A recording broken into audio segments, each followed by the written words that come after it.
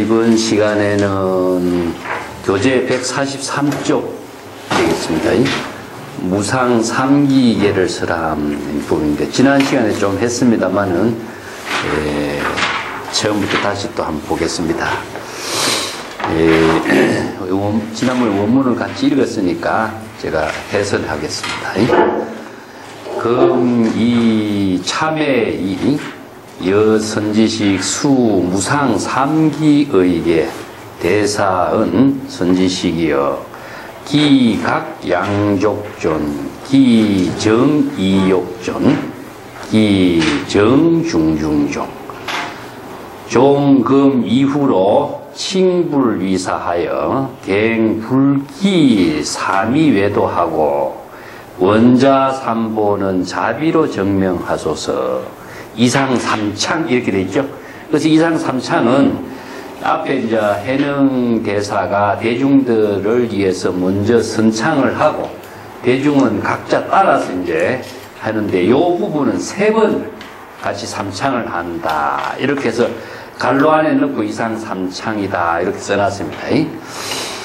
자, 지금까지 앞에서 참회를 했으니까, 이게 참회라는 것은 자신의 허물을 스스로 자각하고 잘못된 것을 참회함으로 해서, 참회라는 것은 의식에서 비우는 것이 참회지 의식하는 것이 참회가 아닙니다. 내가 지난번에 잘못된 것을 자꾸 의식하고 의식을 되풀이하는 것은 의식 속에 속박을 이루는 것이 참회라고 그랬죠. 그죠? 그래서 재무자성 종심기, 심량멸시 재영망, 대망신멸양구공 시정명이 진참회, 우리가 선수경에서 이야기하고 있는 거죠. 그렇죠? 그래서 참회라는 것은 제 의식을 비우는 것이지 제 의식을 자꾸 고치하는 것은 아닙니다. 이걸 잘못 이해하면은, 그런데 지난 시간에도 내가 이야기했습니다마는 우가리 존자, 즉 계율의 최고 수제자였죠. 우가리 존자에게 두 비구가 참회를 하러 왔죠. 살생계와 음행계를 저지른 두 비구가 참회를 하러 왔을 때에 우가리 존자는 이제 자자와 포살이라고 하는 것이, 남방에서 이제 계율을 참회하는 것이 자자와 포살이라고 합니다. 그래서 결제 기간에는 자기 스스로의 지금까지 잘못된 여러 가지 신구의 삼업의 업장을 소멸하는 실천 수행이 자자하는 거고 포살이 있어요. 그것은 자기 스스로 고백하는 거죠. 그래서 드러내서 고백을 함으로 해서 그 잘못된 것을 완전히 참회하는 그런 이제 종교 의식을 자자와 포살이라고 하는데, 그렇게 참회를 시켰죠. 그래서 융화거사가 그 이야기를 듣고 우가리 존자야, 그렇게 참회를 시킨다면은 진정한 참회가 되겠느냐. 제 의식을 자꾸 고치시키는 것은 참회가 아니라 제 의식의 속박에 빠지는 것이다. 그래서 진정한 참회는 제 의식의 모든 것을 다 텅 비우도록 하는 것이다. 그렇게 해서 대성의 참회법하고 소성의 참회법을 이제 설하고 있는 부분이 융화경에 있습니다. 자, 여기서 참회가 마치고 이번에는 여러분들이 각자 무상 삼기 의계를 설하도록 수여하겠다. 여기서 수라고 하는 것은 각자가 삼기 의계를 스스로 자수자도하는 겁니다. 그것은 남이 주는 것이 아니라 수여하다라고 하는 것은, 요거 이제 숫자는 자수와 같은 의미죠. 그래서 이제 자기 스스로 계법을 수여하고 자기 스스로를 제도하는 거죠. 그래서 자수자도 이런 말씀입니다. 그래서 자수하는 것은 무엇이냐 하면은, 여기서 해령이 먼저 삼기계를 설하는 것을 따라하는 것이죠. 그렇게 하는 것이 자수가 되고, 또 삼기계를 자신이 자각하는 것은 무엇이냐, 바로 자도가 되는 겁니다. 그렇기 때문에 여기에서 삼기계를 해령에 따라서 복참하는 것의 의식에 의해서 자서자도가 이루어지는 거죠. 그래서 여기에 첫 번째가 해능이 선지식이여 내가 먼저 할 테니까 여러분들도 따라하도록 하는 것이 수무상 삼기이겠는데 무상은 아상, 인상, 중생상, 수자상이 없는 것이기 때문에 자의식을 갖지 않는 경지를 무상이라고 그러죠. 예.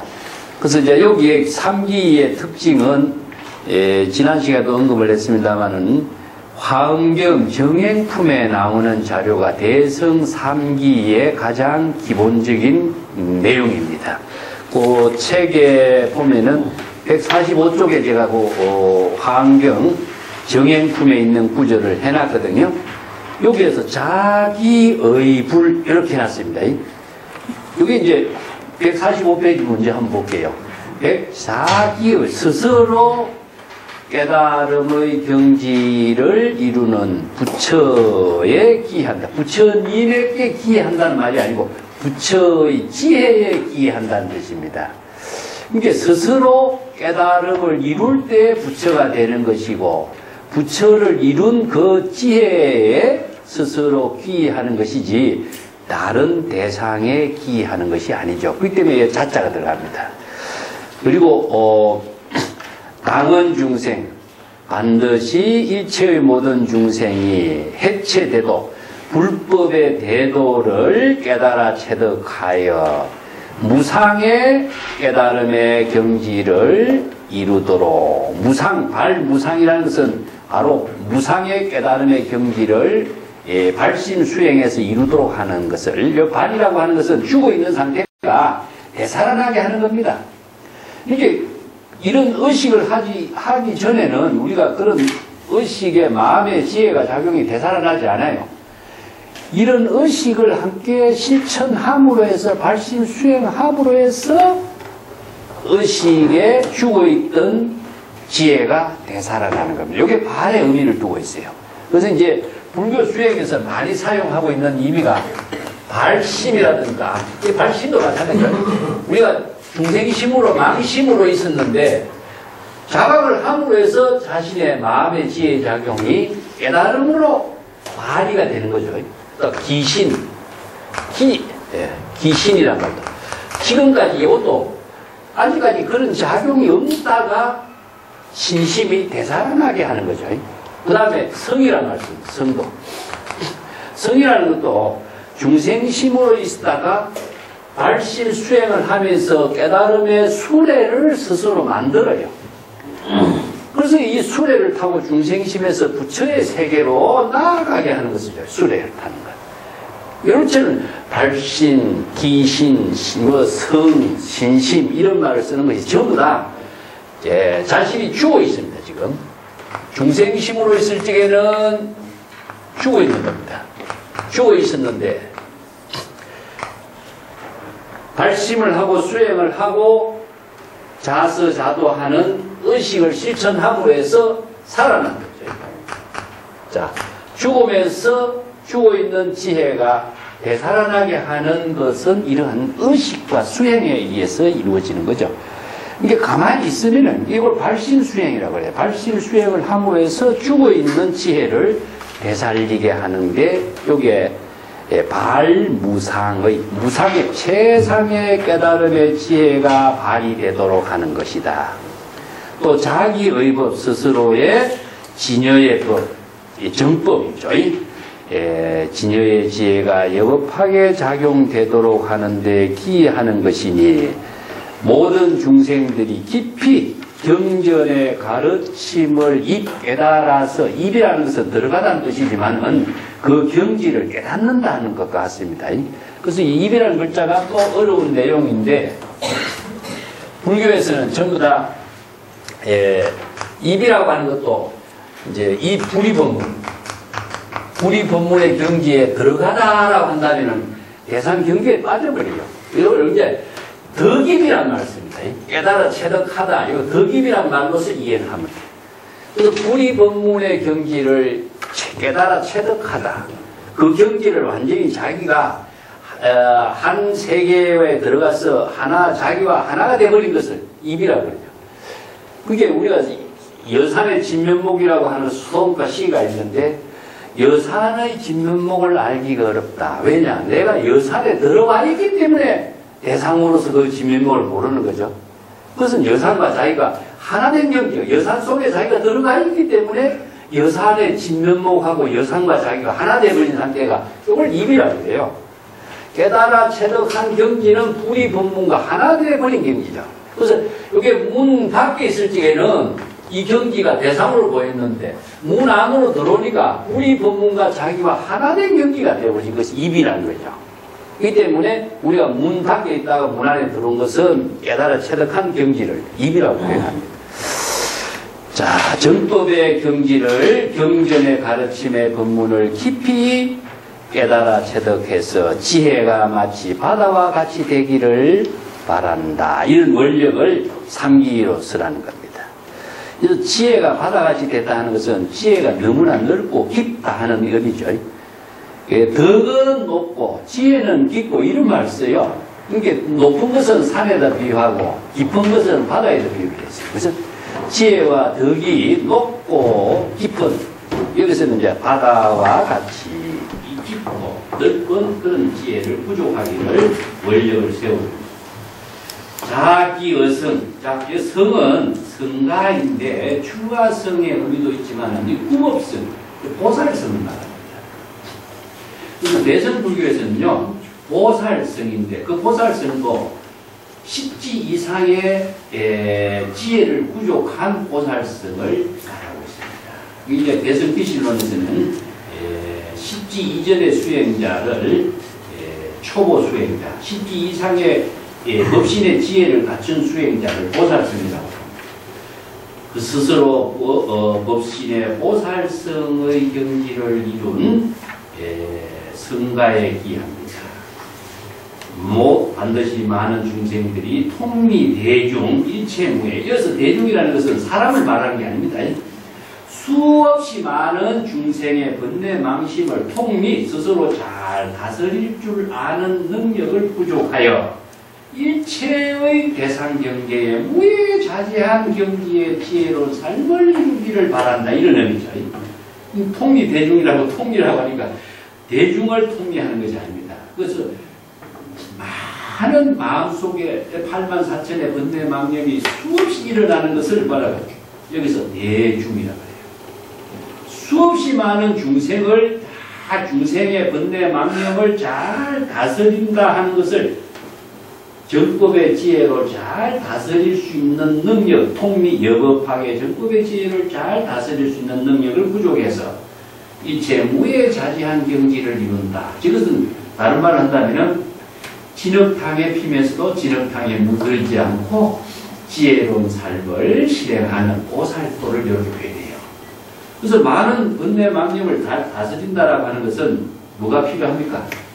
바로 번뇌망념의 병을 진단할 수 있는 안목이 있어야 되고, 또 번뇌망념을 바로 텅 비우고 본래 진여의 지혜를 이룰 수 있는, 자각할 수 있는 발심의 지혜의 힘을 부족해야 되겠죠. 그것을 바로 금강경에서 이야기하는 것은 뭐냐? 바로 열체 열애가 선혼영 제보살, 선부촉 제보살. 스스로 부촉하고 잘 혼영한다는 것은 번뇌망념에 타락하지 않는 경지를 자각을 통해서, 발심 수행을 통해서 번뇌망념을 잘 통제할 수 있고 제어할 수 있는 경지를 발심 수행을 통해서 실천하는 능력을 갖추는 겁니다. 그런 경지를 이룰 때에 일체 번뇌망념이 아무리 있어도 번뇌망념을 잘 다스리고 무해자재한 경지를 이룰 수가 있다.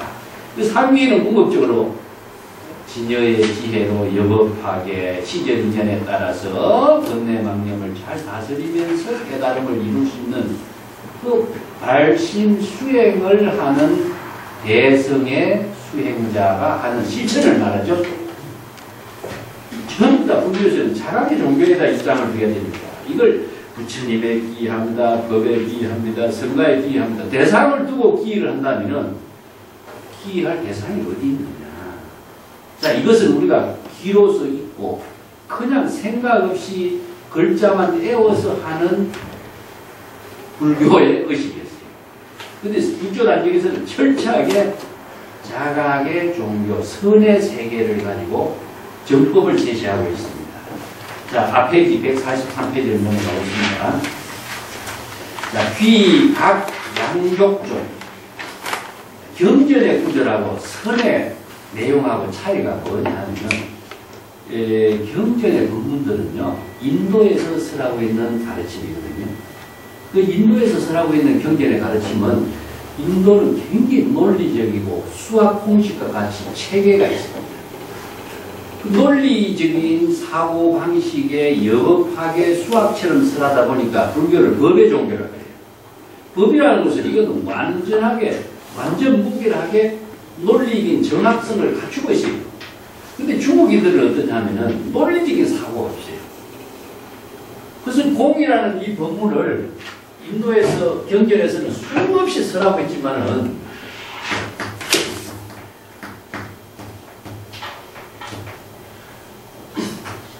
이것을 이해하기가 지극히 어려운 겁니다. 반야신경의 색조시분 공적시색을 모르는 사람은 없어요. 다 해보고 있습니다. 그렇지만 반야신경의 색조시분 공적시색을 자신이 그런 경지를 이루는 사람은 지극히 어렵습니다. 왜 그럴까요? 이것이 홍이라고 하는 이 한마디를 대乘불교를 이해하는데 키와 같은 키워드인데 이것을 정확하게 중국인들이나 논리적인 사고가 없는 사람들은 이것을 참 이해하기 어려워요. 그래서 이것을 중국 사람은 바꿔요. 중국인들이 이해할 수 있는 언어로. 이것을 한마디로 바꾼 극단적인 말이 바로 무심입니다. 무심이란 말을 하면 쉬운데 홍이란 말 하면 어렵죠, 그죠? 그래서 이제 공과 불공을 이야기해요. 공은 건대망념이 비워진 것이고, 요건 지혜가 작용하는 것입니다. 그래서 요게 불법의 대의를 법을 공, 불공의 논리로 이야기하죠. 그래서 진공묘유의 법으로 설하는데, 진공묘유의 법을 설해도 이거 이해하기 어렵죠, 그죠? 근데 중국 선생들은 무심이 바로 뭐다, 이렇게. 그게 바로 다르게 한다면 진공 무심의 지혜로운 삶을 사는 것을 도라고 합니다. 이렇게 이해하는 거하고 홍과 불공이 바로 불법의 대의다 하는 거하고 이해하려면 어렵이 우리가 쉽게 와닿는 말이 어떤 말이죠? 이 말이잖아요. 자, 이것이 중국 선생들이 인도의 언어를 경전의 언어를 자신들의 선의 생활의 언어로 바꾼 거예요. 그래서 이제 자연히 중국인들 동양의 불교권에서는 선 불교를 중심으로 해서 불법을 이해하고 실천하는 것이 쉽게 몸에 와닿는 거죠. 중국인들의 노장 사상의 언어를 가지고 불법의 언어를 바꿔버립니다. 그래서 우리가 공이라는 언어가 지극히 어려워요. 여기 이제 반야바라밀의 법문 내에서도 그런 이야기가 나오는데 이런 것도 해석이 하는 방법이 중국적인 해석을 많이 바꿉니다. 그래서 여기서 귀, 각, 양족. 귀란 말이 참 어렵거든요.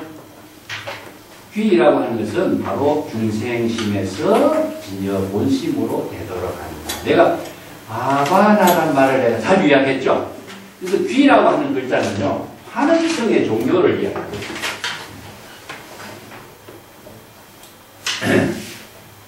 여기에 중생심이라고 하는 거, 이건 망심입니다. 근데 망심 속에 살고 있는 내가 우리 진여 본심으로 되돌아간다. 자, 이거 되돌아가는 구조를, 자, 요게 귀라고. 귀의. 이게 귀가 열의, 여기서는 깨달음이라든가 부처라든가 열애라든가 이런 말을 쓰는데 부처님께 귀한다 하면은 다른 부처가 아니라 내 중생심의 망념에서 본래의 부처의 지혜로 귀하는 것이지 다른 데로 귀가 없는 것이 있을 수가 없어요. 그래서 이제 귀라는 말을 다른 말로 한다면은 귀명이라고 합니다. 귀명은요 지혜의 생명. 중생심으로 실적에는 지혜의 생명이 없어요. 그렇지만은 본래로 되돌아가면은 진여의 지혜가 바로 진여의 생명에 작용하는 거죠. 그래서 귀명이라고. 이걸 또 중국의 사람들은요, 귀가라고 표현해요. 본래의 집으로 되돌아가는 거예요. 이 번뇌망념의 숲에서 본래의 집으로 되돌아가는 그 구조를 이야기해요. 그래서 이걸 전체적으로 이걸 진짜 바바나라고 하는 산스크리트 언어가 수행이란 말이에요. 불교에서 수행이라는 언어가 바바나라는 언어인데, 수행이라는 언어의 본래의 뜻은 무엇이냐? 본래의 상태로 되돌아가는 것. 본래의 상태가 되돌아가는 것. 이런 의미예요. 이게 우리는 여기가 지금 비본래의 상태니까 비본래의 중생심에서 망심으로 생활을 하고 있는 것은 비본래예요. 근데 본래로 되돌아가도록 하는 수행을 바바나라고 하고, 이걸 경전에서는 기라고 하는 한 글자로 표현합니다. 이것을 불교에서 이걸 다른 말 한다면은 한은성의 종교라고 해요. 한은성. 본래로 되돌아가는 사고 체제를 갖고 있다. 그래서 불교의 모든 것은 비본래에서 본래로 되돌아가는 구조인데, 중국에도 이런 것이 없느냐 있습니다. 중국 사상에도. 주역 같은 데 보면은 반상합도라고 할 수 있습니다.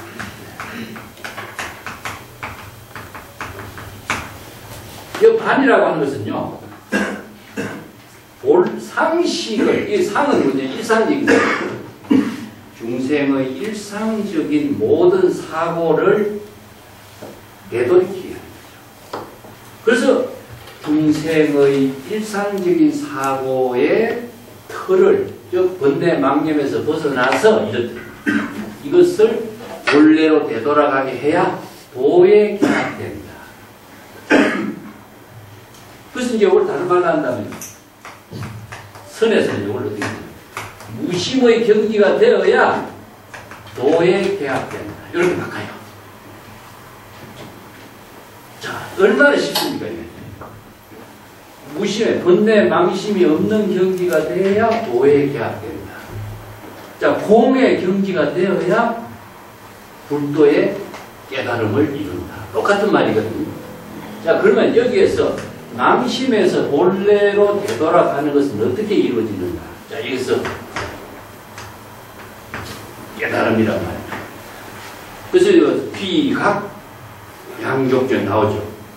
그래서 깨달음의 지혜를 통해서 양족존, 지혜와 자비를 부족한 최상의 존귀한 경지를 이루도록 하는 겁니다.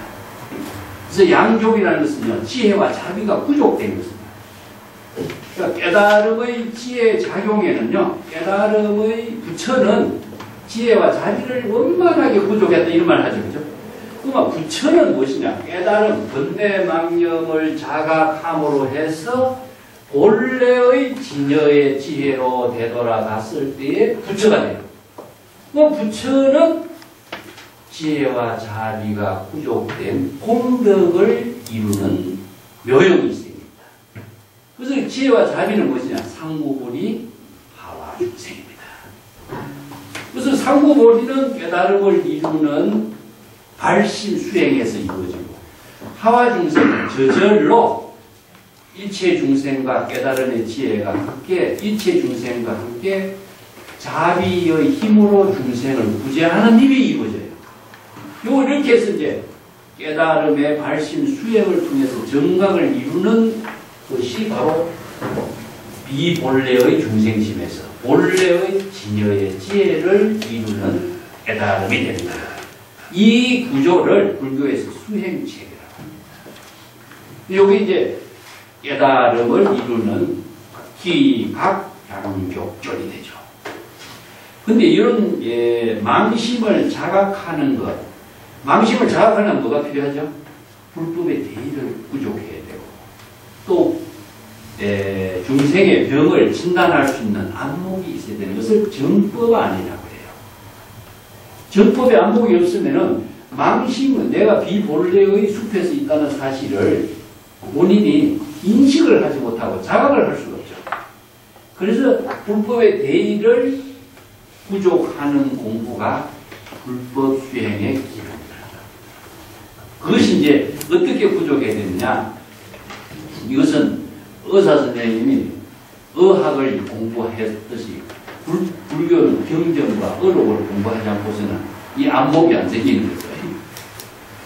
예, 모든 병의 원인이 무엇인가를 바로 경전의 가르침과 경전 법문을 통해서 이것을 배우고 익혀야 됩니다.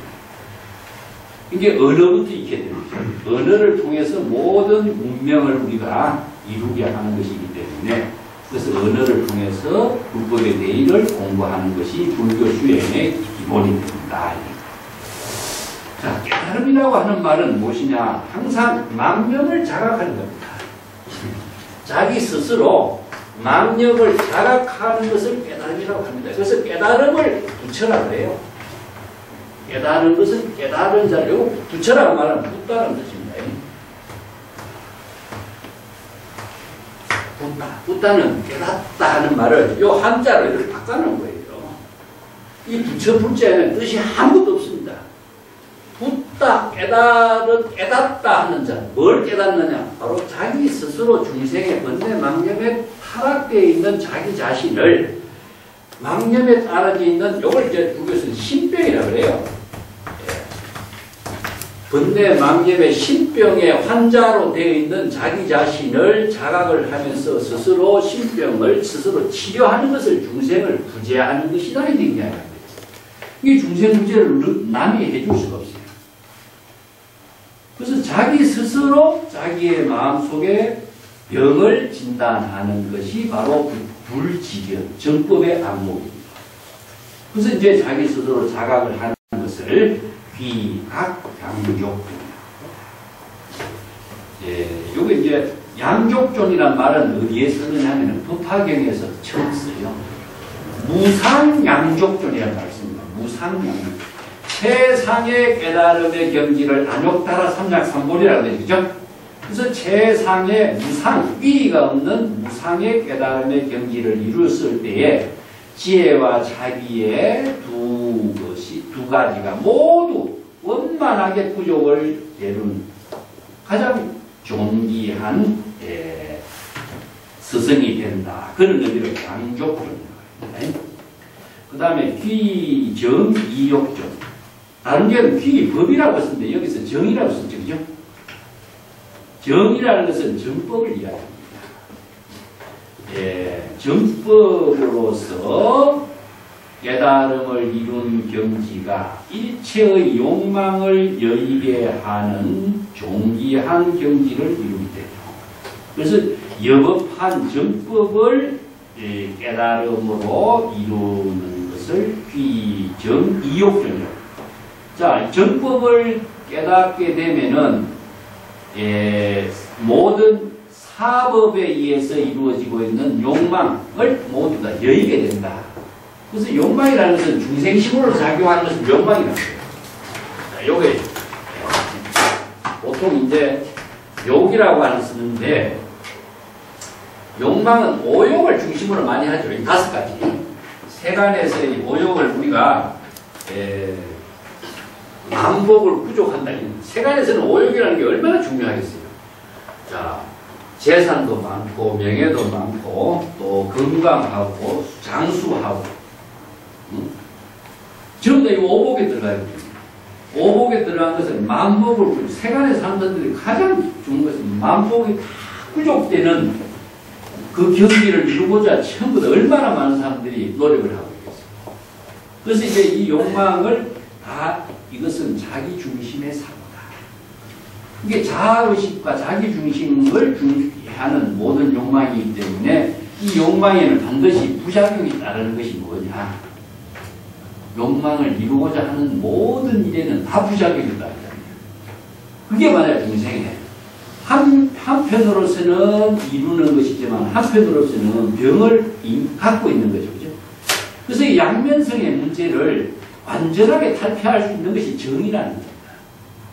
그래서 옳고 그르고 욕망과 가난함과 모든 명예와 불명예, 이런 것을 상대적인 차별상에 떨어진 거기 때문에 우리가 약이라고 하는 것도 약은 하는 힘도 있지만 부작용도 있는 것처럼 모든 것이 다 욕망의 부작용을 수반하고 있는 그 문제가 있기 때문에 어느 한때는 좋지만 어느 한때는 그에 따른 부작용이 심각한 것이 바로 세간의 욕망의 한계다.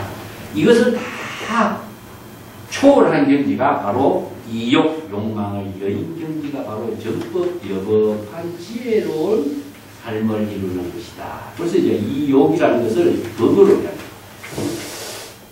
네, 세 번째는 기정중중종. 여기서 정이라는 것은 청정하다는 얘기죠. 그죠? 이것은 무엇이냐 하면은 자성이 청정합니다. 진여 본심은 일체의 중생심으로서 이루어지는 욕망을 전부 다 청정하게 했기 때문에 깨끗하고 맑고 청정한 경지를 이루는 것을 정중중종이라고. 그래서 자성이 청정하게 지혜를 이루는 것, 이것이 바로 많은 중생심 가운데에서도 존귀한 존재를 이루게 되는 자성 청정심에 기인하는 겁니다. 이런 내용이죠. 여기서 중중존이라는 중이라는 것도 중생을 말합니다. 수없이 많은 번뇌망념의 중생 가운데에 가장 존귀한 경지를 이루는 겁니다. 이건 자성 청정심의 경지를 이룰 때에 비정중중존입니다. 그래서 중이라는 것을 사람이라든가 이런 중생을 망명의 중생으로 봐야지 대상경계의 사물이라든가 대상경계의 중생으로 봐면 안 됩니다. 이 때문에 자기 마음속에 일어나는 수없이 많은 번뇌 망명의 중생심 가운데에 존귀한 것 깨달음 청정함을 이루는 경지에 기여한 것이다. 그래서 이 세 가지가 전부 다 여기다 있습니다. 여 본심의 지혜 작용을 이루는 경지에서 기불, 기법, 기승 이것이 다 이루어집니다. 자, 이 종급 이후로 칭불위사요 갱불기 삼위외도 하리라. 자, 지금 이후부터는 이런 말이죠. 그죠? 지금까지는 어땠습니까? 지금까지는 우리가 미혹해서 바로 삼기 법을 제대로 실천하지 못했지만은 지금부터는 이런 말이죠. 이 정법을 알고부터는 바로 오살도의 원력을 세워서 부처의 깨달음의 경지에 개합하여 스스로 삼고, 이 칭이라는 글자가요, 개합하다는 뜻입니다. 예, 부처의 깨달음의 지혜와 하나가 되는 것을 칭이라고 합니다. 칭이라는 말을 예, 다른 데서는 이게 칭찬하다 이런 말을 많이 쓰죠. 요걸 칭명, 영불 이런 말을 씁니다. 또 달마의 어록에서는 이걸 칭, 법, 행 이런 말을 씁니다. 여기서 칭은 무엇이냐 하면은 부처님의 명호를 찬탄하면서 영불의 삼매를 이루게 하는 칭찬입니다. 요건 칭찬형이에요. 부처님의 명호를 입으로 외우면서 나무아미타불이나 관세음보살이나 이게 영불을 하는 것이죠. 그죠? 명호를 칭량하면서 그 명호를 자각할 때 영불 삼매를 이루는 것이 바로 칭명영불이고, 이 칭법행이라는 것은 여법학의 개합이 되다. 이것은 한문으로 쓰면은 이체가 된다. 이치가 된다. 자, 발심 수행을 통해서 여법학의 깨달음의 경지를 실천하는 것을 칭법행이라고 해요. 여기서 이제 칭불이란 말이 나오죠. 부처의 깨달음의 경지와 하나가 되는 것을 말해요. 자, 중생의 망림에서 발심 수행을 할 때에 자신이 바로 부처의 깨달음의 경지와 하나가 되는 것을, 발심, 초발심이죠. 정각되죠. 초발심을 정각으로서 이룬 경지를 칭불이라고 해요. 그래서 깨달음을 이루는 부처의 경지와 일체가 되는 되도록 하는 것을 스승으로 삼고, 그러면 스승으로 삼는 것은 대상이 아니죠. 자기 자신이 발심수행에서 정각을 이루고 부처의 지혜를 이루는 것을 스승으로 삼는 것이지, 스승을 대상으로 두고 있잖아요. 그래서 이제 칭불위사하는 것이요. 다시는 삿된 미혹과 외도에 귀하지 않도록 하는 것이다. 여기서 삿된 외도와 삿된 미혹과 외도라고 하는 것은요, 바로 중생심에 귀한 것 말입니다. 그런데 보통 우리가 의식으로 부처님에게 귀합니다 하면 어떻습니까? 대상 경계를 귀하는 것이 되기 때문에 이것은 삿된 미혹이 되겠죠.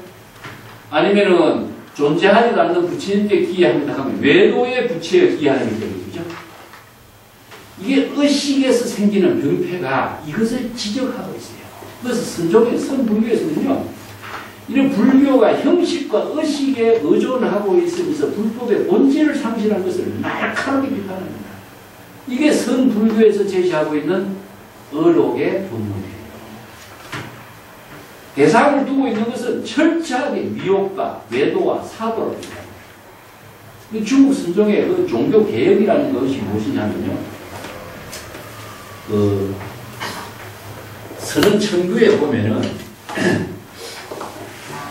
불전을 모시면, 우리가 지금 사찰에 가면은 부처님 모신 데가 불전이죠. 불전을 대웅전이라고 해요.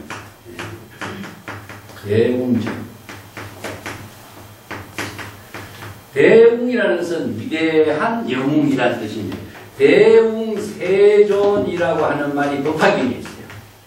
세상에서 가장 위대한 존재로서의 대웅세존이라는 말을 우리 부처님을 치고 이렇게 창단했어요. 그래서 법화경에서 영상회상이라고 하는 것은 영축산에서 1200 아라한 대중들에게 부처님의 법을 쓰라고 있는 것이 법화경에서 법화도량이거든요. 그때에 부처님을 찬탄한 말이 대웅세존, 이것이 대웅전이라는 이름이 있습니다. 여기다 한 글자 더 붙여서 대웅보전이라고 합니다.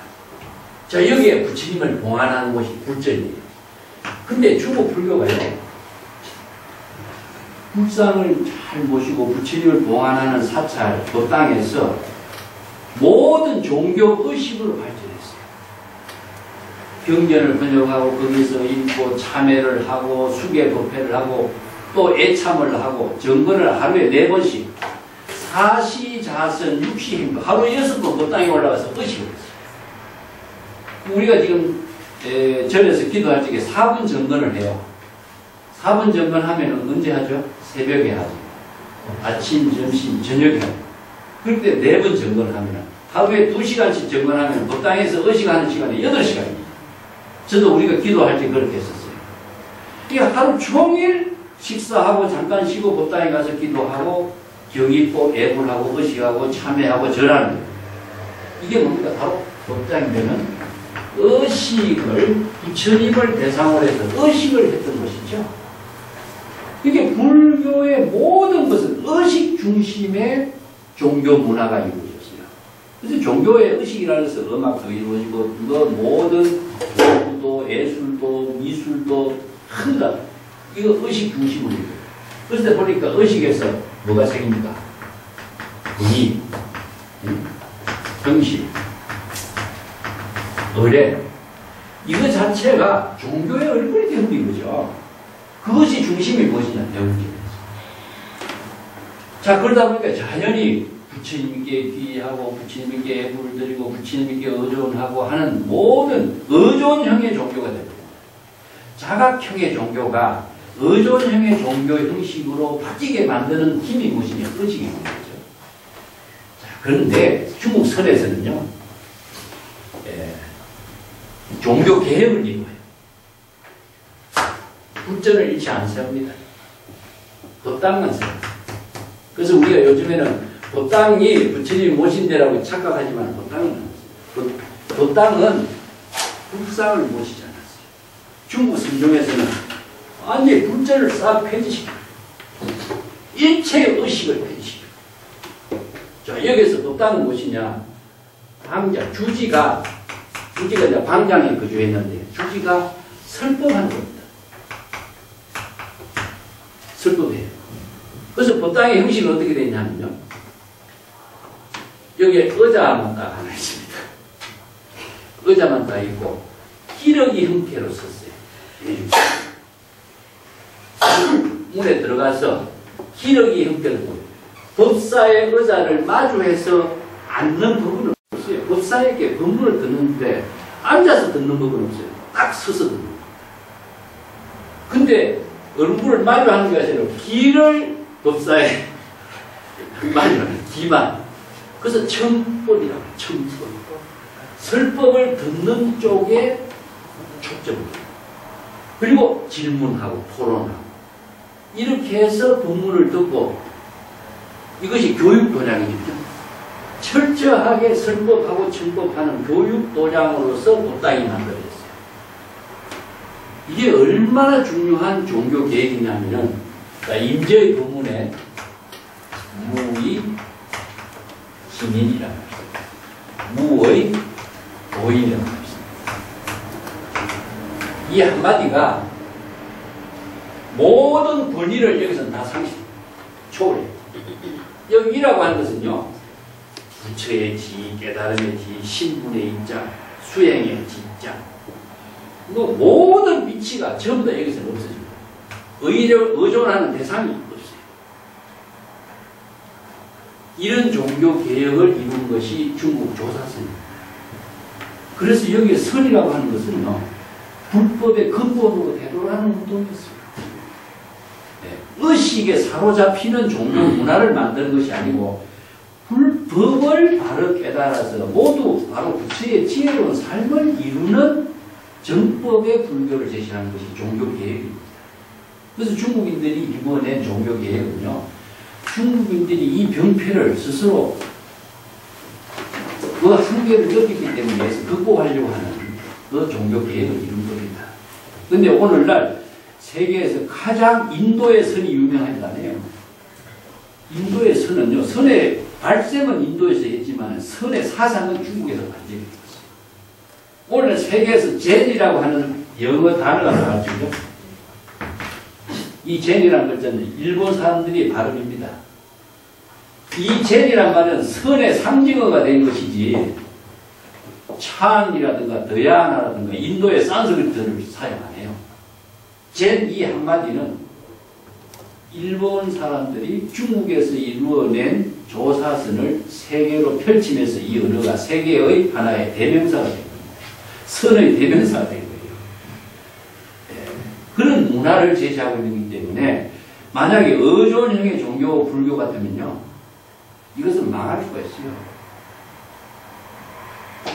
유형의 문화가 되기 때문에, 대상이 있는 문화이기 때문에 이것은 없어질 수가 있어요. 그렇지만 선이라고 하는 것은 생명 그 자체의 작용이기 때문에 이것은 망할 수도 없고 누가 망하게 할 수도 없어요. 모든 존재의 생명의 진실상을 정법의 지혜로 바르게 깨닫도록 하고 바른 지혜로운 삶을 실행하도록 제시하는 법문이기 때문에, 그래서 이것은 누구에 의해서 흥용된다든가 누구에 의해서 패망된다든가 이런 법은 있을 수가 없는 거죠. 생명이 누가 어떻게 가능해요? 자체적으로 작용하는 생명의 힘을 제시하고 있는 겁니다. 그래서 여기에도 상비도 그래서 이런 상기를 써요. 여기에 권위주의라든가 의식이라든가 의존형이라는 것은 일체가 있을 수가 없습니다. 그러면은 바로 자체적인 자연 본래의 생명의 모든 작용이 죽어버리기 때문에. 그래서 여기에 지금부터는 부처의 깨달음의 경지에 개합된 그 지혜를 스승으로 삼고 삿된 미혹과 매도에 기하지 않도록 하야. 원하건대 스스로 삼보. 이거 자자가 들어가요. 삼보가 내부의 삼배가 아니라 환경의 정해품에서 이야기하는 것처럼 자기의 불, 자기의 법, 자기의 어성의 적정 스스로 삼보에 기하는 그 삼기를 이루었으니까 스스로 삼보께서는 자비로 증명하여 주소서. 이 삼보가 대상이 있는 삼보가 아니죠, 그죠? 스스로의 삼보가 자비로 증명해야 됩니다. 그래서 증명이라는 것은 스스로 깨달음을 통해서 스스로 확신을 갖게 하는 지혜를 이루는 것을 자비증명이라고 합니다. 보통 자비증명이라는 말을 축원문에 많이 쓰는데 부처님이 자비증명해줘서 이렇게 의존형으로 했잖아요, 그죠? 선에서는 스스로 삼보의 지혜로서 자비증명을 하소서.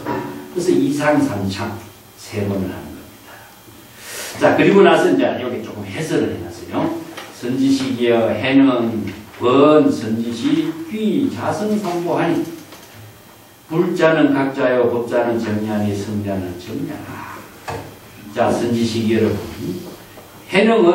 해능이 슬퍼하면서 스스로 자기 이름을 밝히는 거. 나는 이 말이면 선지식들께 권한다. 여러분들에게 권하고 있는 말이 무엇이냐?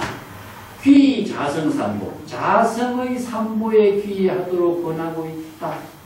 다른 대상에 귀하는 것이 아니라 자성의 삼보다. 자성의 삼보라는 것은 모든 중생이 본래 스스로 부족하고 있는 진여 자성을 말합니다. 이것은 자성을 불교에서는 자, 법성, 진성, 자성, 불성 이런 말씀입니다.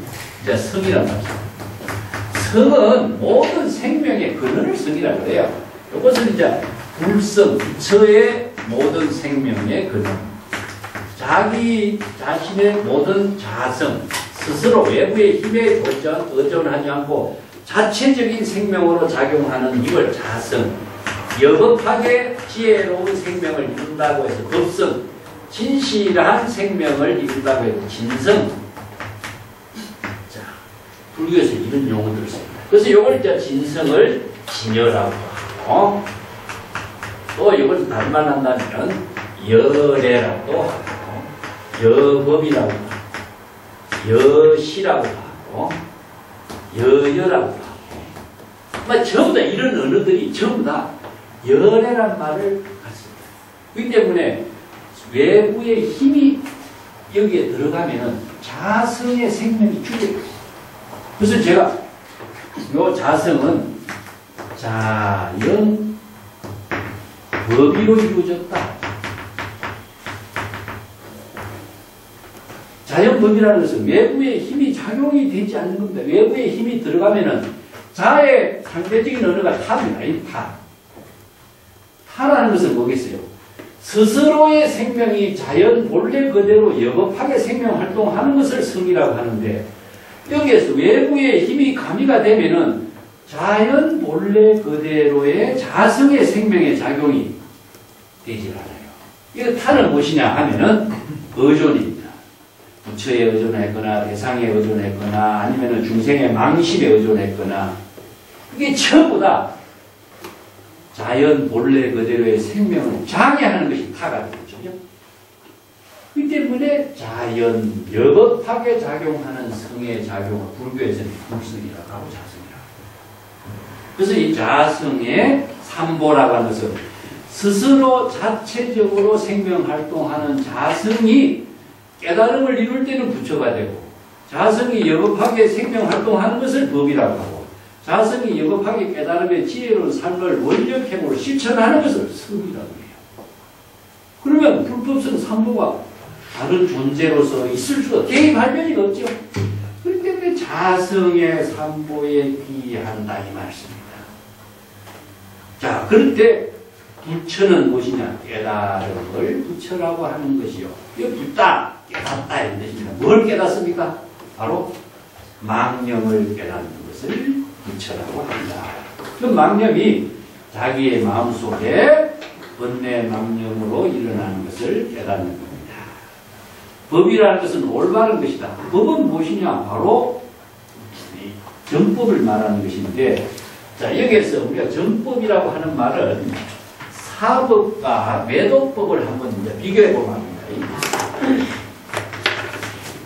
정법은 지혜를 이루는 힘과 자비의 힘을 이루는 공덕을 이루다. 그래서 이제 공덕을 이루는 힘을 정법이라고 합니다.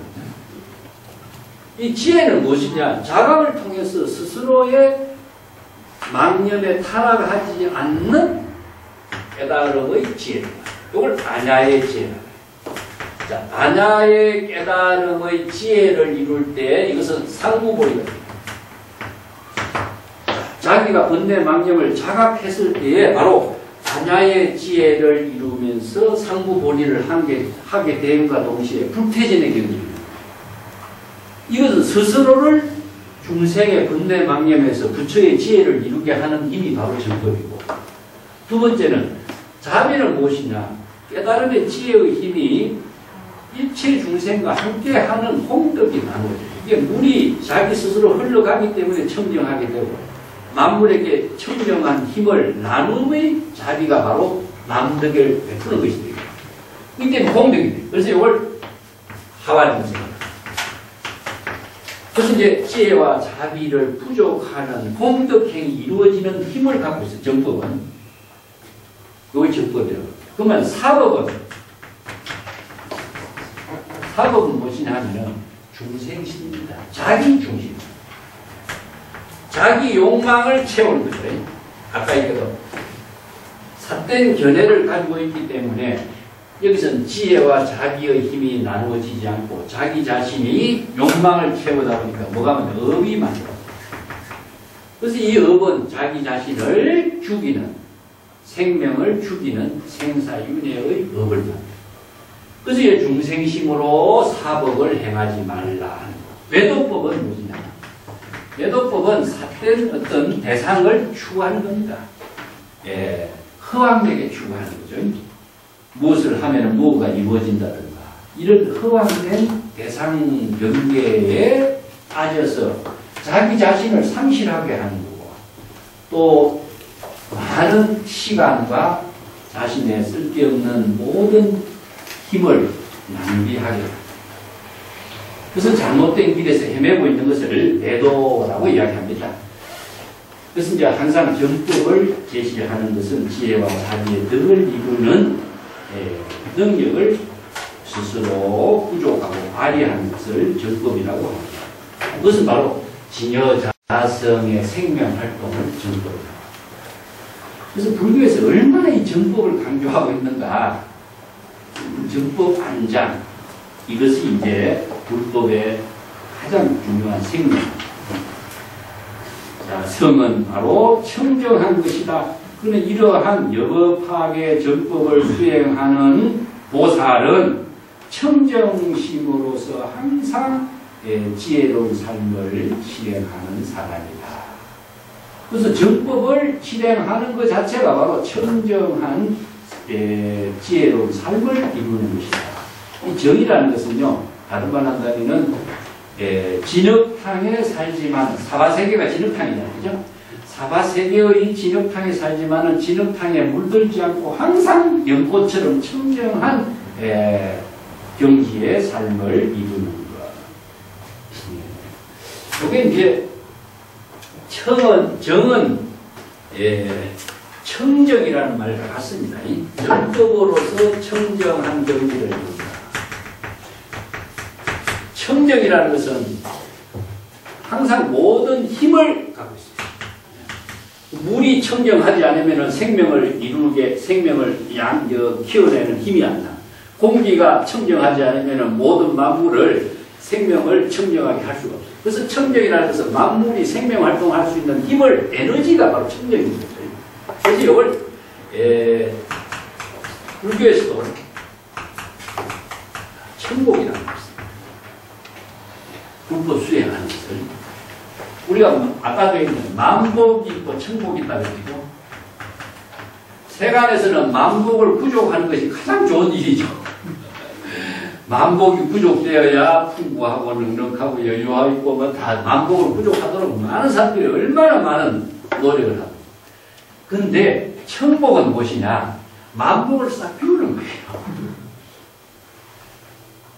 천복을 이루는 것은 자기 자신을 맑고 깨끗하게 함으로 해서 일체의 번뇌 망념을 비우고 스스로를 정화시키는 복을 받는 것을 천복이라고 해요. 그래서 이제 인도 같은 데서도 보면은 젊었을 적에 이제 인석이가 있는데 젊었을 적에는 열심히 노력하고 살지만은 나이가 들면은 숲속에 들어가요. 숲속에 들어가서 자신의 모든 세속적인 욕망을 다 깨끗하게 다 정리하고 범행에 청정한 수행 생활을 통해서 자신이 수행자의 삶을 사는 것을 인석이 범행이라고 해요. 그래서 천복을 누리는 삶을 이루는 시기다. 그래서 이제 우리 경영 공부하는 것이 바로 천복을 이루는 삶을 우리가 말하고 있습니다. 그래서 성은 정야라, 청정한 경지의 삶을 사는 것이다. 자신 기각이요 삼이 불생하니 소욕지족하고 이제 이색하여 미영 양족존이다. 자기의 마음속에서 깨달음을 이룬 그 경지에 기여하는 것이요 삿된 미혹의 발생하지 않도록 하는 것이다. 자, 자신의 마음속에서 번뇌망령을 자각하여 깨달음의 지혜에 기여함으로 해서 삿된 미혹이 일어나지 않고 이런 의미가 되겠죠. 소욕지족이요. 적은 욕심으로 만족할 줄 아는 지혜는 모든 재산을 여의고 재색을 여의고 이 색은 명색을 말해요. 재는 재물이지만 색은 명상, 형색. 이게 모든 이름과 형상이 있는 것을 명색이라고 그러는데 형색이라고 하고 명색이라고 해요. 모양이 있는 것은 이름이 다 있잖아요. 그죠? 그래서 이걸 명색, 형색 이런 말씀입니다. 모양이 있는 대상경계의 모든 사물에 대해서 욕망을 떨쳐버리고 이런 경지를 이뤘을 때 지혜와 자비가 부족되는 양족종이 된다. 여기서 재물과 모든 명색과 형색을 여있는 것은 무엇입니까? 세간의 만복을 다 비우는 거예요. 세간의 만복을 비우지 않고서는 이러한 청정한 경지를 줍니다. 그 소욕지족이란 말은 불교의 경제 윤리입니다. 소욕지족. 적은 욕심으로 만족할 줄 안다 하는 말은요. 적은 욕심은 그리고 왜 무욕이 되지 않고 소욕이라고 하느냐? 무욕이라는 것은 생명활동이 불가능해요. 그렇죠? 그래서 이제 불교에 대해서 소욕이라는 것은 뭐냐? 생활의 기본적인 것은 이것은 적은 욕심입니다. 그래서 출가인들에게 생활의 기본이라는 것은 네 가지 사사공양이 들어가요. 의식, 규, 약입니다. 이 네 가지를 자신의 생명활동하는 가장 기본으로서만 만족을 삼고 더 이상의 만족을 갖지 않는 것이다. 그런데 인도에 가면 자인학교라고 있죠. 자인학교. 그 사람들은 청빈 생활을 기본으로 삼았어요. 그 불교하고요, 계율이 거의 같아요. 불사생, 불투도, 불사업, 불망업. 근데 그 사람들은요, 무소유입니다, 무소유. 아무것도 갖지 않는 것을. 그러다 보니까 나체로 사는 거예요, 나체로. 보셨죠? 완전 나체로 살아요. 그래서 자이나 교도 마하비라라고 하는 사람이 그 교주인데 그 사람은 왕자 출신이에요. 그 불교와 거의 비슷한 청비의 생활을 계율로 제정했지만 무소유, 그게 간디 같은 분도 자이나 교의 정신을 갖고 있는 사람이죠. 흰 옷에다가 아무것도 갖지 않는 그게 무소유인데 너무 지나친 무소유를 하다 보니까 빨가먹고 사는 거죠. 근데 불교에서는 소욕지족이라. 그래서 네 가지 사사공양, 의식, 규, 약은 수행의 가장 지혜와 덕을 이루고 공덕을 이루는 가장 기본적인 것이다. 이것을 가지고 만족할 줄 아는 것을 소욕지족이다. 불교의 경제 윤리적인 사상으로 소욕지족은 많은 경전에 설하고 있습니다. 그래서 그 경전에 설하고 있는 부분을 육조단경에서 여기에 수용하고 있습니다. 자신 귀정여 염려무사고로 정무애착하고 이무애착으로서 명이욕존이다. 자기 마음속에서 바른 정법에 귀하는 것, 이것은 일념 일념의 자각을 통해서 삿된 경지가 없도록 하는 것이다. 염념자각입니다. 염념보리심이라고 했죠. 그리고 염념자각은 일념의 번뇌망념을 자각하는 것, 염념보리심에 의해서 삿된 망념이 없도록 할 때에 삿된 망념이 없어지기 때문에 모든 애착이 없어지게 되고 모든 애착이 없어지기 때문에 이름하여 욕망을 여인 존귀한 경지를 이룹니다. 그래서 이게 애착이라든가 이것은 뭐냐면은 감정적인 욕망입니다. 이게 불교에서 두 가지 번뇌가 있어요. 하나는 정법에 안목이 없어갖고 무지에 따른 미혹이 있고 감정적인 욕망으로 따른 애착이 있어요. 애착은 감정이 수반해요. 그걸 번뇌장입니다. 네. 애착을 끊기가 지극히 어려웁니다. 이걸 이제 두 가지 소지장, 네? 번뇌장이 있습니다.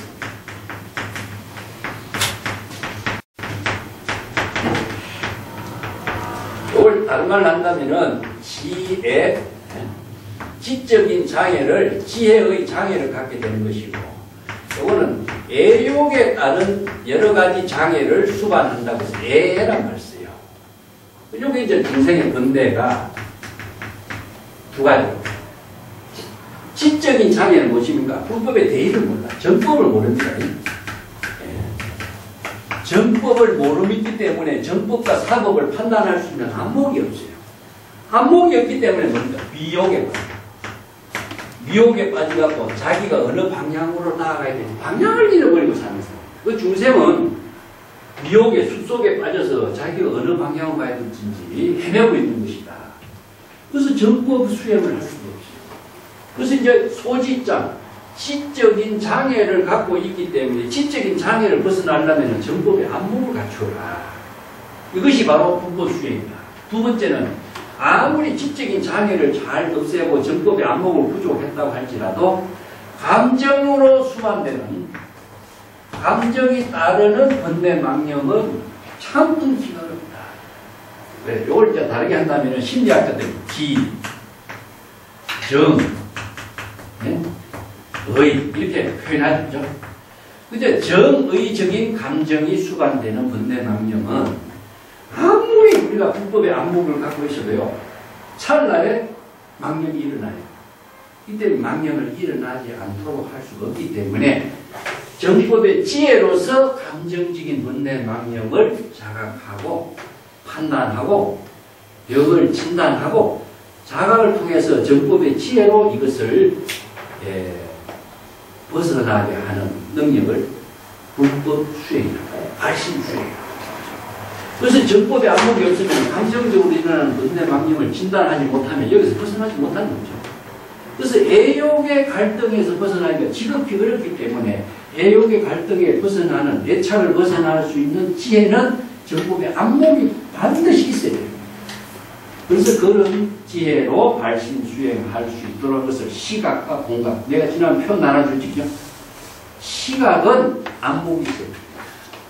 그래서 이제 발심 수행을 했을 때에 여러 가지 애착을 벗어날 수가 있다. 애착을 벗어나는 것을 이름하여 욕망을 여인 존귀한 경지라고 할 수 있다. 자신 귀정이여 자기의 마음에 청정한 경지를 이루는 데 귀하는 것은 일체 중생의 진노망념, 번뇌망념으로서 이루어지는 여러 가지 진노망. 진은 육진의 경계에 나타나고 있는 망념을 말합니다. 자의식을 통해서 육건 육진으로서 대상 경계를 통해서 일어나는 여러 가지 번뇌망념. 이것을 이제 청정하게 하는 거죠. 비록 이런 번뇌망념이 자성 가운데 있지만은 자성은 일체의 번뇌망념에 오염되거나 집착되지 않는 것을 이름하여 많은 중생심 번뇌망념 가운데서도 가장 존귀한 경지를 이룬 자라고 할 수 있다. 그래서 중중존이죠. 중은 대중이 아닙니다. 많은 중생의 번뇌망념 가운데서 번뇌망념에 물들지 않는 경지를 가장 존귀한 경지를 이룹니다. 그래서 이제 천상천하 유화 독존, 존이라고 하는 것은 최상의 깨달음을 이룬 경지를 견이라고 해요. 이것도 이제 앞에도 설명한 것처럼 진흙탕에 번뇌망령의 사바세계 진흙탕에 있지만 진흙탕에 물들지 않고 항상 청정한 경지를 이루게 하는 지혜, 이것을 귀정, 보살은 시절인연에 따라서 항상 지혜로운 삶을 이루는 것을 표현하고 있습니다. 자, 기각, 귀정, 기정은 진여의 지혜를 자심의 자각을 통해서 이루는 것을 말합니다. 범부는 이러한 삼기를 정확하게 잘 이해하지 못하고 있다. 범부 불해요 종일지 수 삼기역에 하나 야근 비불 불제 하처 야 불경 부리면은 정무속이는 은각시 망이로다. 범부는 범부 중생을 말합니다. 범부는 정법에 안목이 없는 사람이기 때문에 미혹에 빠져 있어요. 그래서 우리가 정법의 안목을 잘 알지 못하고 깨달아서 이해하지 못하기 때문에 종일지일은 하루 종일 이런 말입니다. 하루 종일 매일매일 하루 종일 삼기의계를 수계를 받고 있지만은 이게 대상으로 삼기계를 수계받고 있다. 그렇기 때문에 스스로 삼기계를 수계받지 못하고 있다. 만약에 부처님께 귀의한다고 말을 하지만은 부처가 어디에 있느냐? 불제하처. 이게 선의 사상입니다. 부처를 대상으로서 부처가 있다고 본다면은 부처를 대상 경계의 부처는 대상 경계의 망집에 애착해버린 것이 되겠죠. 부처를 만약에 그대가 발견하지 못한다면은 결국 귀의할 수 있는 곳이 없는 것이 아닌가. 만약에 귀의할 수 있는 곳이 없다는 것은 말로서 귀의한다고 하는 것이지 귀의라고 하는 말은 험한 소리가 아니냐 이런 말입니다. 기가 막힌 비판이죠. 말로서 귀의하는 것이지 말로서 귀의한다라고 하는 것은 각시망이요. 즉 이것은 도리어 허망한 소리밖에 안 된다. 이렇게 허망한 소리를 가지고 하는 것을 귀의라고 할 수 있느냐. 자, 부처에게 귀의한다.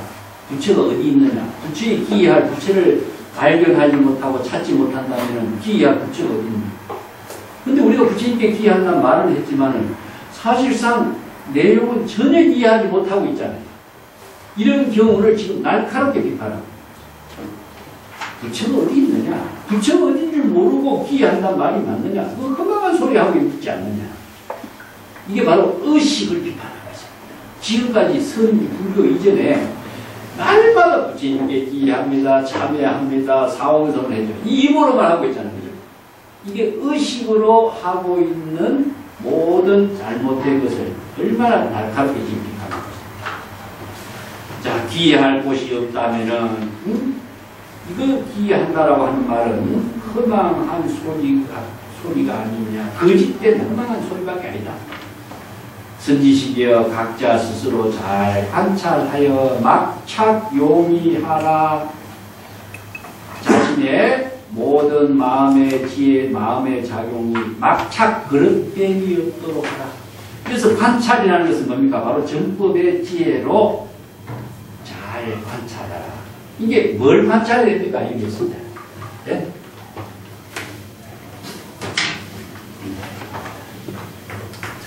자, 이것을 이제 정리해 봅시다. 관찰하라. 관법. 관찰하고 관법이 불교의 수행에서 가장 중요해요. 자, 응작 여시관 있죠, 그죠? 일체유의법이 영홍한포영이요. 여러 여겨전 응작 여시관. 응작 여시관. 그래서 이게 관법이에요. 그래서 관은 뭘 관찰해야 될까요? 관법이에요. 관찰하다. 자, 이걸 다른 말로 6조 단계에 뒤에 나옵니다. 지혜로 간조하나 이런 말이야. 같이 이해를 하세요. 지혜는 어디에서 나오죠? 바로 부처의 지혜로. 자, 부처의 지혜는 어디에서 나오죠? 정법입니다. 정법의 깨달음을 통한 부처의 지혜로 잘 관찰하여 비추어 보라. 뭘 비추어 볼까요? 바로 법입니다. 자, 여기서 어떤 법이냐? 중생심의 모든 마음작용을 잘 비추어. 두 번째는 응작여시관은 무엇이냐면은 여기서 방편 본문을 잘 관찰하라. 관법입니다. 그 부처님이 경전에서 설한 본문의 내용을 자, 대상으로 글자를 관찰한다고 한다면은 이것은 글자를 천착하고 사용하는 것밖에 안 돼요. 그래서 이 방편 본문을 자신의 지혜로서, 자신의 마음속의 지혜로서 잘 관찰해서 확인하여라. 여기 관찰해서 지혜로서 관찰해서 확인해보라. 자, 이것을 언어를 통해서, 언어는 뭡니까? 바로 정법입니다. 정법.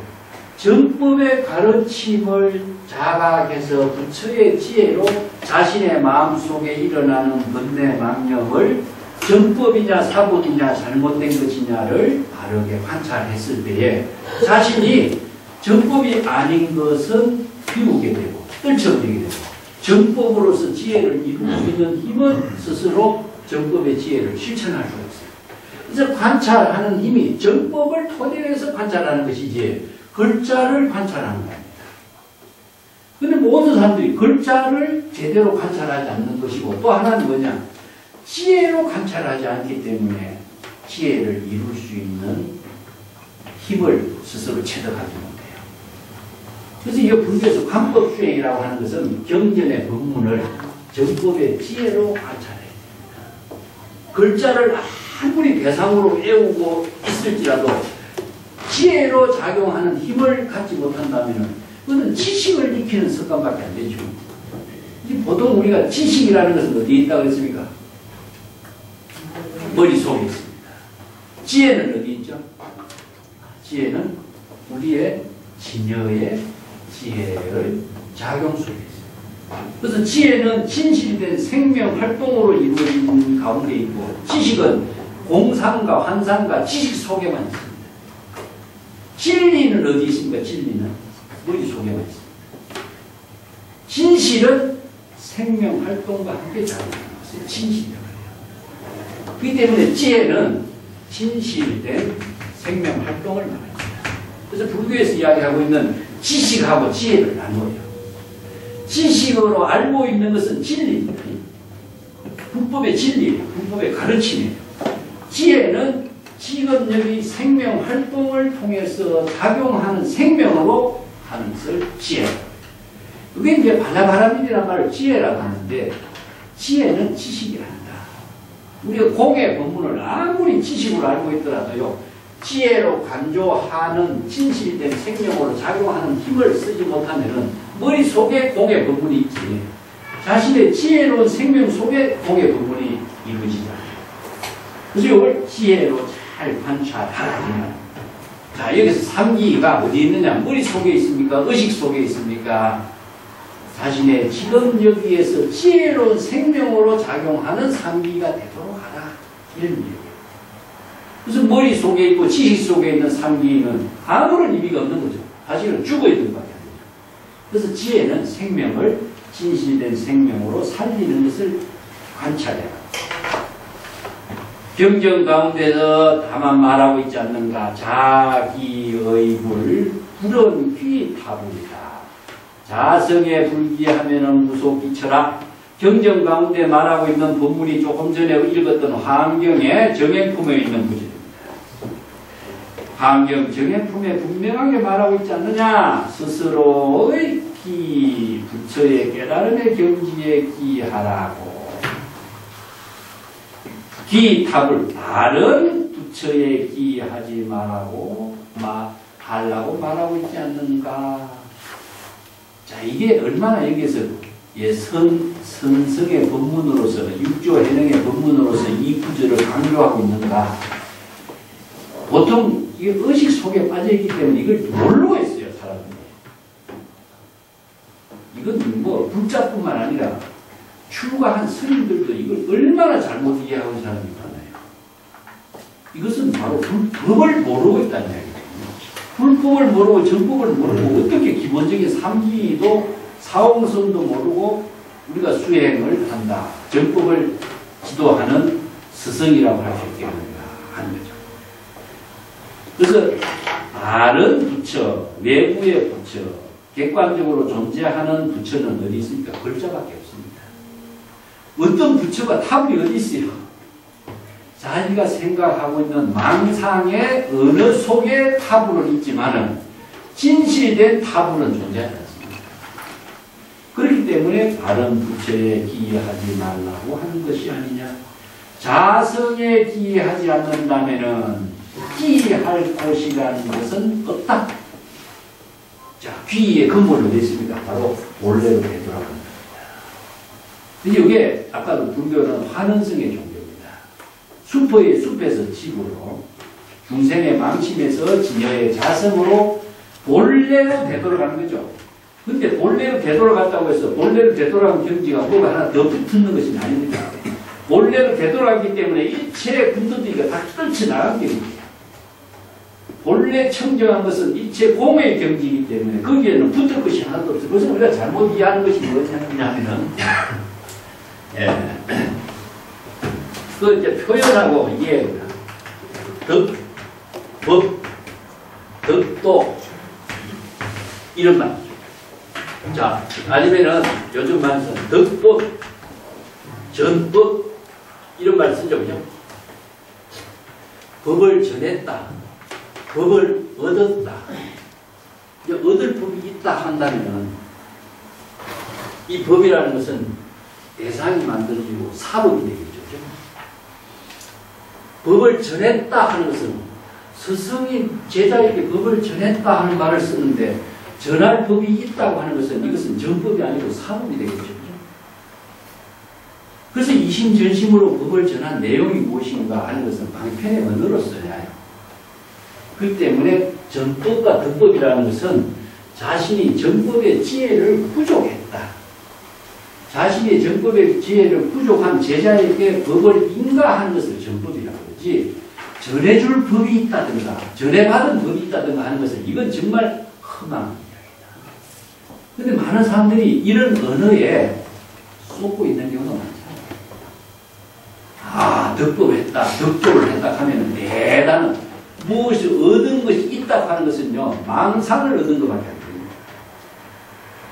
지혜를 부족한 것은 얻은 것이 없어야 되는 것이죠. 일체의 모든 것이 청정한 경지가 되어야 도를 이루는 것이라고 이야기합니다.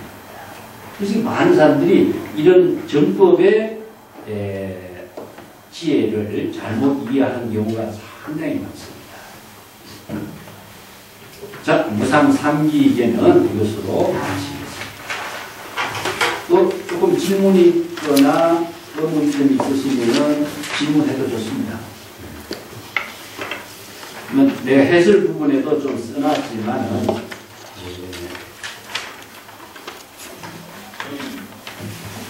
육조당경이 특히 자성의 3기라든가 자성의 참회라든가 자성이란 말을 먼저 붙이죠.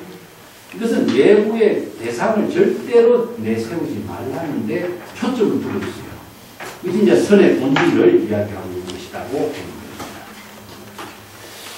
자, 그러면 26단으로 가냐바라밀의 본문을 또 같이 원문이라고 읽어보겠습니다.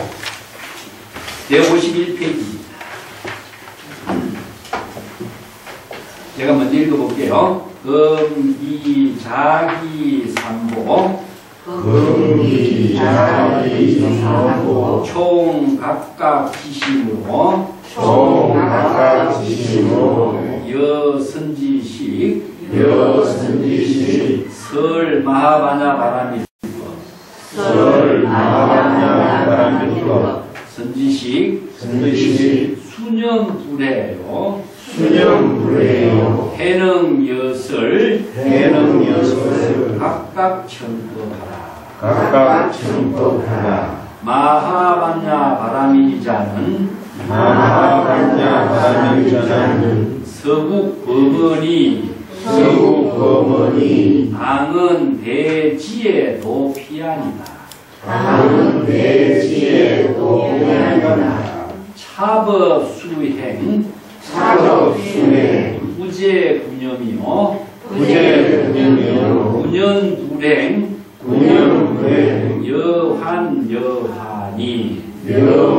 여환이 수행자 업신여 불등자라 하면 마하오 마하자시에니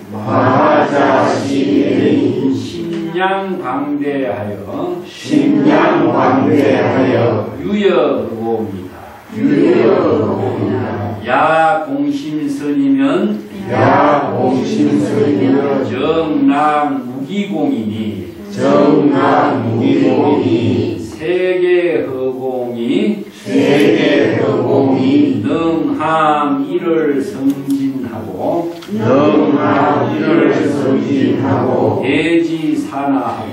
대지산하고 일체 초목과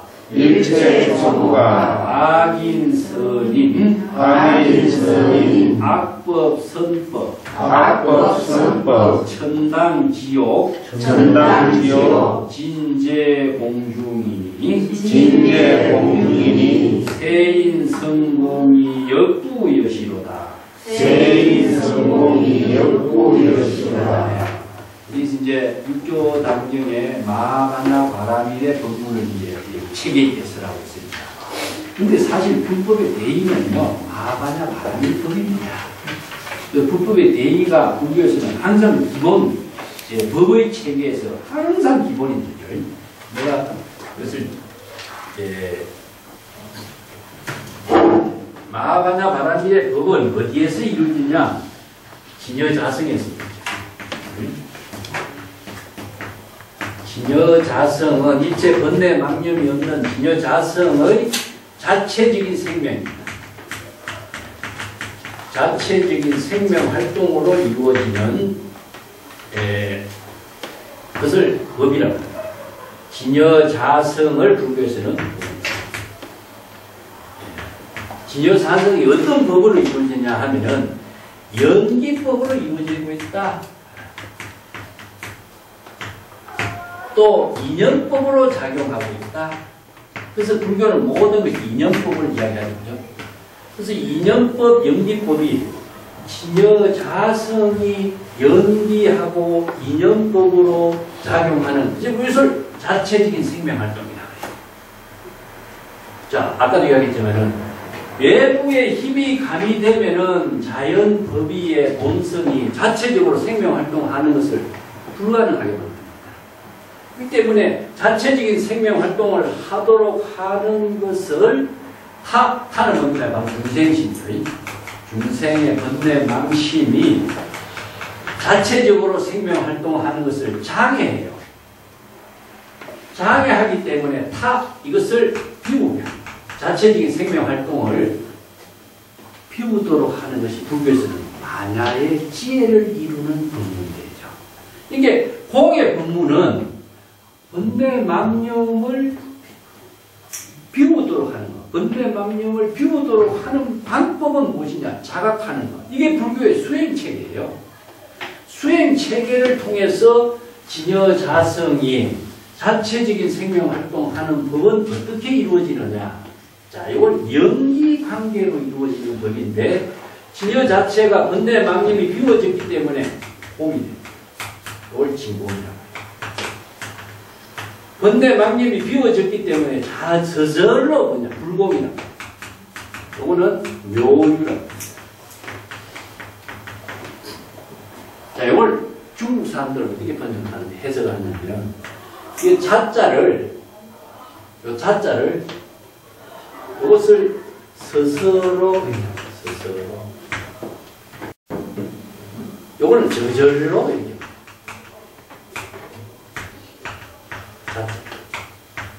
자체적으로 생명활동이 이루어지는 경지를 스스로 저절로 두 가지. 스스로는 어떻게 되겠죠? 바로 발심을 해야죠. 요것은 이제 스스로 분내 망령을 자각하는 발심에 의해서 스스로 분내 망령을 비우도록 하는 것을 불교에서는 수행을 하고, 스스로 발심 수행을 해서 분내 망령을 비우게 될 때에 저절로는 뭡니까? 저절로 지혜가 자비가 생명으로 펼쳐집니다. 그래서 이걸 상구불이 하와주었습니다.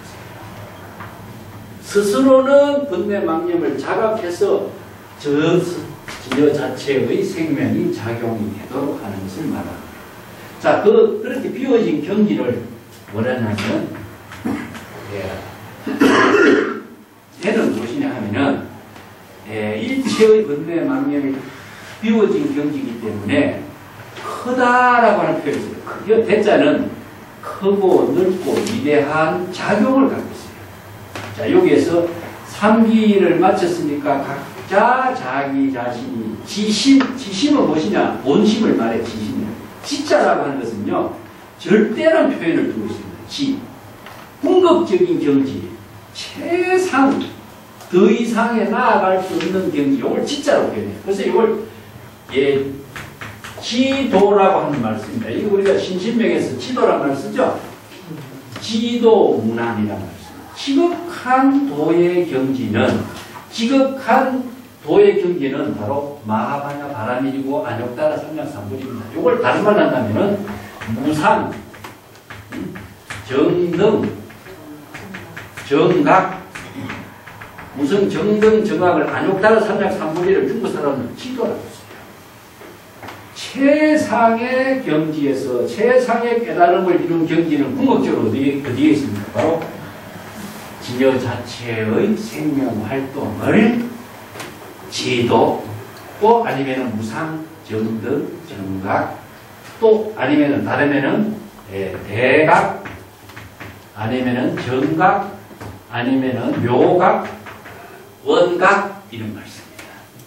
이것을 완전한 진여 자체의 생명으로 작용하는 경지를 이렇게 표현해요. 그래서 지극한 마음으로, 자, 진여 본심으로, 일체 번뇌 망념이 없는 청정한 마음으로 다 같은 거예요. 선지식 여러분들과 더불어서 마하바냐 바라밀의 법을 설하리. 여기서 마하라고 하는 말, 마하, 바냐, 바라밀, 이 세 가지 그럽니다. 그래서 마하라는 말이 뭐냐면은, 우리가 마하바냐 바라밀, 마하는 크다. 크다는 것은 위대하다. 광대하다. 또 위대하다는 것은 무엇이냐? 지혜가 위대하게 지혜와 자비가 이루어지고 있는 작용을 위대라 하더라고. 크다라고 하는 것은 넓고 광대한 입장은, 작은 것은 대성이라는 것은 크다는 뜻이고, 소성이라는 것은 적다는 이야기를 하죠.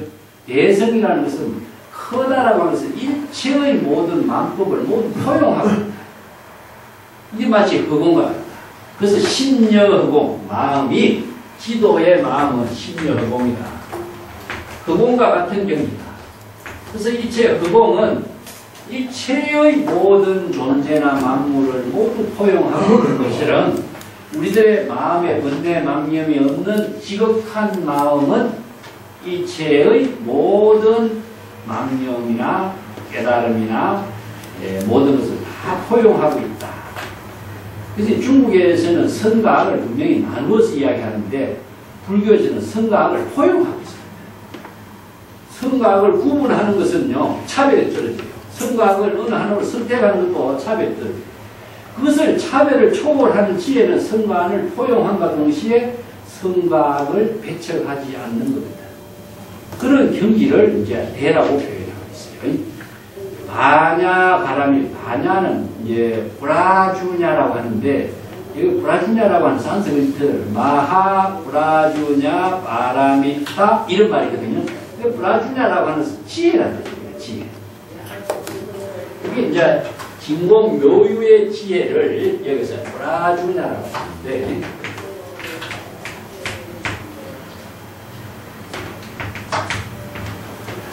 보라라고 하는 말은 전이란 전체라는 뜻입니다. 전체. 전은 인식이지. 이게 전체적으로, 총체적으로 인식하고 있다, 이런 말이죠. 이걸 뭐냐면은, 금강경에서는 열의 실지, 실견. 그래서 실이라고 하는 것은 무엇이냐면요, 부분이 아니고 전체라는 뜻입니다. 모두 한꺼번에 이런 의미를 두고 있어요. 부분으로 인식하는 것은 중생의 차별, 분별심으로 인식하는 것이지만, 이걸 이제 비전하나. 비전하나라고 하는 말은, 비라고 하는 말은요, 쪼개다는 뜻입니다. 쪼개어서 인식하는 것은, 선과 악을 나누어서 인식하는 것은, 이거 뭡니까? 바로, 인식하다. 중생심으로서 분별해서 인식하는 것을 비전하나는 거예요. 근데 프라주냐는 전체적으로 인식해요. 나누지 않고 인식하기 때문에, 열애의 지혜는 완전하게 모든 진실을 여급하게 알고 모든 사실을 여실하게 볼 수 있는 지혜를 불지견. 그래서 반야의 지혜는 부분적인 인식이 아니라 전체적으로 종합적으로 작용하는 지혜는 어디에서 나오느냐? 진여 자체의 생명활동에서 나와요.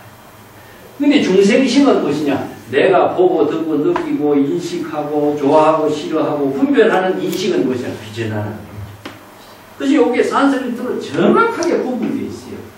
그래서 6번 육식의 작용이라든가 지혜와 인식, 의식의 작용이라든가 이런 것이 정확하게 나누어져 있습니다. 그래서 마하, 반야는 바람이는 뭡니까? 바로 피안의 경지에 이르다. 중생의 번뇌망념에서 깨달음의 경지로 나아가자. 즉, 이건 이제 우리가 강을 두고 있을 적에 고해의 바다를 건너간다 이런 말씀인데, 이쪽 언덕은 사바세계, 저쪽 언덕은 무엇이냐? 깨달음의 열반의 세계를 이렇게 나누어서 비유하죠. 근데 그것을 나누는 것은 뭐가 나누고 있습니까? 이짝 언덕과 저짝 언덕을 나누는 것은 물이 나누고 있죠. 고해의 물이 나누고 있죠. 그 물이 싹 없어지면 어떻게 됩니까? 이짝 언덕하고 저쪽 언덕이 없어지죠. 그래서 차안이 즉 피안이요, 피안이 즉 열반이요. 그래서 나는 물이라는 거죠. 번뇌망념의 물을 비우면은 차안이고 피안이 되는 것이고, 내가 피안으로 가서 피안을 이루는 것이 아니고, 망념이 비워짐과 동시에 피안과 차안이 다 소멸된 경지를, 이게 바로 대승불교에서 설하는 바라미의 정신입니다. 이게 번뇌가 바로 깨달음, 생사가 곧 열반의 경지.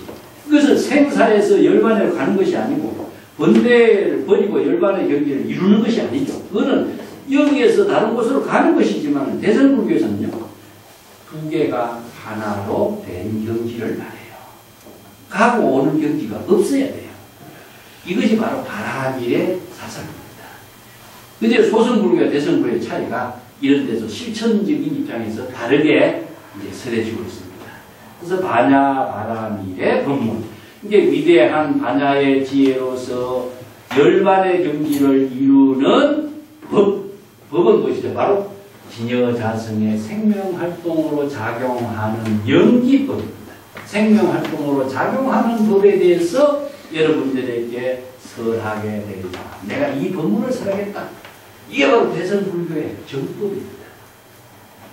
그래서 이 정법에 대해서 이제 법문을 설하고 있는 부분이 26단인데 쭉 반야바라미의 법문이 연결되기 때문에 오늘 요거만 더 하고 다음 시간에 다시 또 연결해 보도록 하겠습니다.